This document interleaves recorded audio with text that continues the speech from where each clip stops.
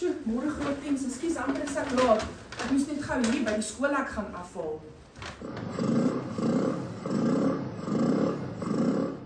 Ons gaan vandag kyk na die 5P bemarkingsmodel. Maar voordat ons daarmee begin, wil ek graag 'n paar interessante feite met julle deel oor 60-60. Checkers 60-60 gee werk aan omtrent 10.000 tot 16.000 mense in Suid-Afrika. 9.000 van hierdie werkers is die afleweringsbestuurders. Die res is die mense wat in die winkel self werk en ons sakke vir ons pak. Hulle is ook die mense wat in ag moet neem dat as 'n produk uit voorraad uit is, hulle dit vir ons met 'n alternatief kan vervang. 'n Tipiese 60-60 bestuurder verdien sowat R7.600 'n maand. Dit klink nou baie, maar hulle moet nog steeds hulle eie petrol betaal, as ook hulle motorfietsse hier, indien hulle nie hulle eie motorfiets het nie. So na al hierdie uitgawes wat jy in ag moet neem, het hulle omtrent R2.800 per maand wat hulle huis toe neem. Die gemiddelde 60-60 bestuurder doen omtrent 15 aflewerings per dag. Dit voel dalk wanneer ons daar dink nie so baie nie, maar wanneer ons R30 na R40 vir elke aflewering moet betaal en dit met 15 maal, dan verdien hulle eintlik elke dag goeie geld. Meer as 5 miljoen Suid-Afrikaners het die 60-60 app. Maar wat maak dan dat Checkers 60-60 so suksesvol is? Hulle het gegaan en hulle het na die 5P's van bemarking gekyk.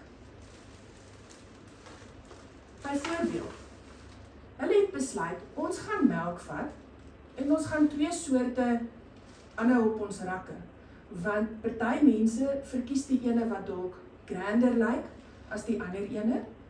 Die een persoon kies dalk die ene omdat hy goedkoper is as die ander ene. Dalk verskil die smaak daarvan. Maar wat maak dat albei hierdie produkte gaan verkoop?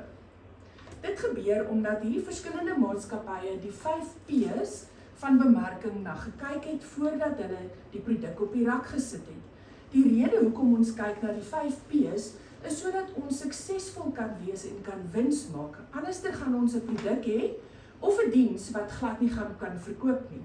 So die 5P's, ek gaan vinnig dit met julle deurgaan en dan gaan ons 'n oefening doen sodat ek dit al die ekstra inligting vir julle kan gee. Die prys gaan oor die koste en die waarde. Byvoorbeeld, die prys van hierdie twee verskil, maar die produk wat binne in die boks is miskien dieselfde. Die produk verskil aan die hand van verpakking. So dit gaan beteken dat ek miskien die ene gaan kies omdat hy vir my mooier lyk as die ander ene, want dit is maar hoe ons is. Ons verkies goeders wat mooier lyk as 'n ander ene. Alhoewel die produk wat binne-in is dieselfde is.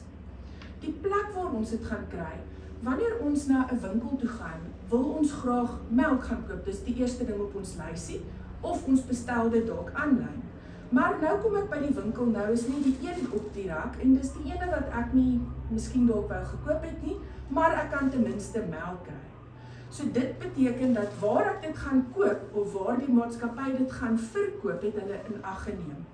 Dan kry ons promosies.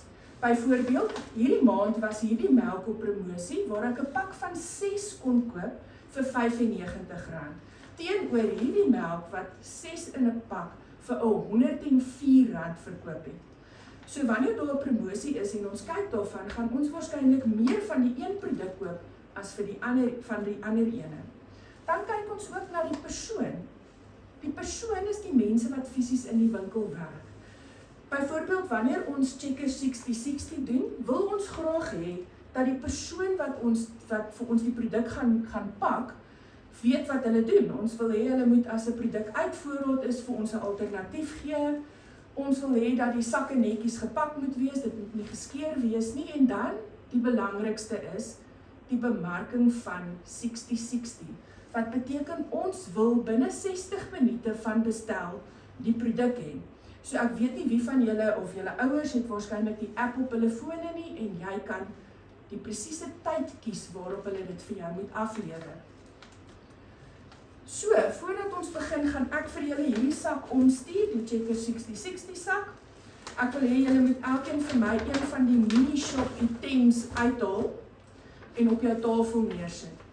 Jy kan ook vir my 'n stuk papier byderhand hou en dan gaan ons nou elkeen van hierdie produkte wat jy nou een van op jou tafel het, gaan ons die 5 P's op toepas sodat jy die konsepte beter gaan verstaan.